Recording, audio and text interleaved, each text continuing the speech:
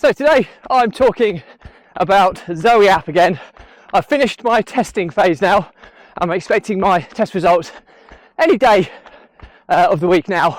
So keep on watching, keep on listening to hear my assessment of the process and my expectations for the results.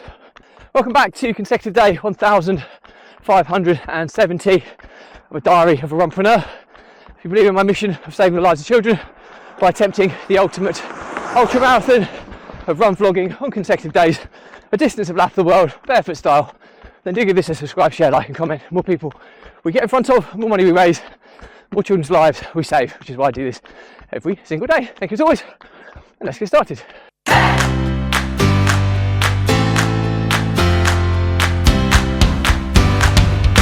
So consecutive day 1570 of a diary of a runpreneur.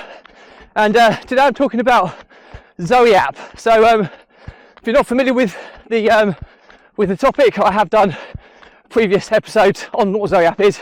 But ultimately, it's bespoke testing to work out your blood sugar, your blood fats, your microbiotics in your gut transition, and your basic eating habits. And the end result is that it will give you a bespoke assessment of what foods are good for your body and what foods are not good for your body. So it's actual real data relating to you and how you can eat better to improve your mental health, well-being, your energy levels, your general health overall. So it's pretty cool, but it doesn't come without quite a lot of kind of disruption to doing all the tests and everything. So it's a 2-week period basically.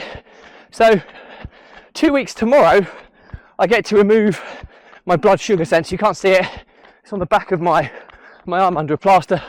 It's basically a sensor with a needle in it. Sounds worse than it is, it doesn't hurt at all when you're kind of setting it up. Apparently it's a little bit more painful when you remove it, but I'll find that out tomorrow. But ultimately this little sensor lasts for 14 days. You scan it to your smart device every 8 hours and it gives it monitors your blood glucose or blood sugar levels, which the Zoe App team have access to when you set up. Secondly, you've then got some eating tests that you do. So you're eating these cookies that Zoe provides for breakfast and lunch on testing day, whereby you are basically eating copious amounts of sugar and fat, and then the idea is that gives them a standardized way of seeing how your body deals with that type of food. One of the cookies is like a blue color, and you have to log when you see that blue coloring in your stools. You have to send out a sample of your stools into usually on testing day you want to send that in along with a blood test. So they have all the equipment to do all this at home. If you're a little bit you hate needles, that type of stuff, you're not good with that type of thing, you'll probably need someone to help you do this. But you submit your blood stool sample on the day of the testing. That's the day after you put your blood sugar or blood glucose sensor on. After that, it's pretty much learning about what they're doing behind the scenes via the app, and most importantly, logging your food. So what it will do is then, in addition to all of the testing results and everything you've got, because they're still monitoring your kind of blood sugar levels, when you eat and when you log the food into the app, they're able to ascertain the impact of what that food has on your body. So it's a really cool kind of ongoing tool. It's a bit of a painful process of having to log everything you eat for 2 weeks. I mean, I'll continue to do it because I think it's so valuable.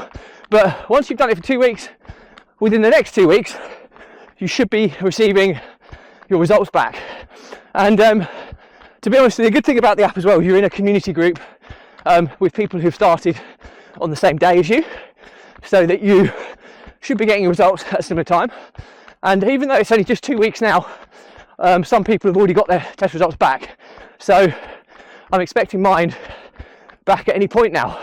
The only thing I'm trying to kind of get my head around is that most of these people have been reporting quite negative results in terms of their overarching health.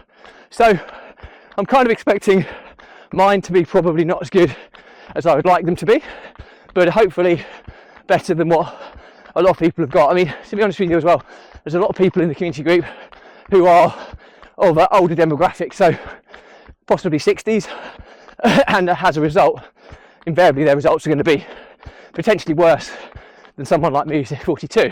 Not in all cases, but even Zoe suggests that the older you are, you know, the results will degenerate over as age kind of kicks in. So I'm expecting to get these results at any point now. But the key thing that I'm really excited about is everything you log will then have a predetermined score against your body based on the tests that they've done and against all of the data they've captured in the background. They can ascertain pretty accurate estimations on whether a food is going to be good or bad for you, to the extent where they can actually score it. And you can then gamify the whole process by trying to achieve a daily or weekly score on an ongoing basis, so that you're changing your eating habits over the course of time to improve your overarching health. So that, in a nutshell, is how it all works.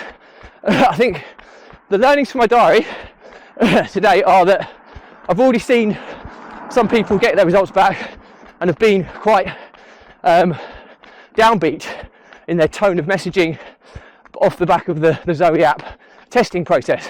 But to be honest with you, the tests are just a snapshot of where you are today.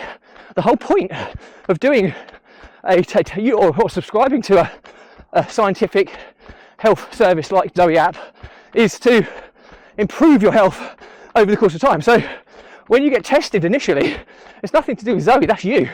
That's your results. And the idea is then to implement these changes into your life and get marginal gains that compound over the course of time. And then when you test again 4 months down the line, you should see an improvement in your results.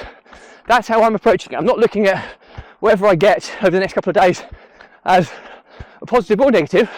That's where I am today. Okay, if I'm in better shape than I perhaps think, great. I should be in half decent shape. I live a pretty good and healthy life. I just need to improve my eating habits. That's why this is the kind of, hopefully, one of the final pieces of the jigsaw for me. But I'll listen to the advice. I'll take the advice because it's bespoke to my body, and I'll action it. And if I do that, I'm going to kind of deviate from time to time and have the odd drop or the odd cheat day. But overall, if I maintain better habits for my body, I'll get the long-term gain, which is what I'm aiming for. So yeah, that's it for me today. Questions or comments, drop me a line. I'll respond to everyone.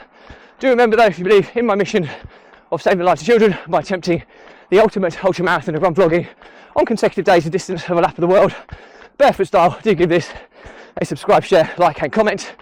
More people we get in front of, more money we raise, more children's lives we save, which is why I do this every single day. Thank you as always, stay positive, stay happy, and I'll see you again tomorrow.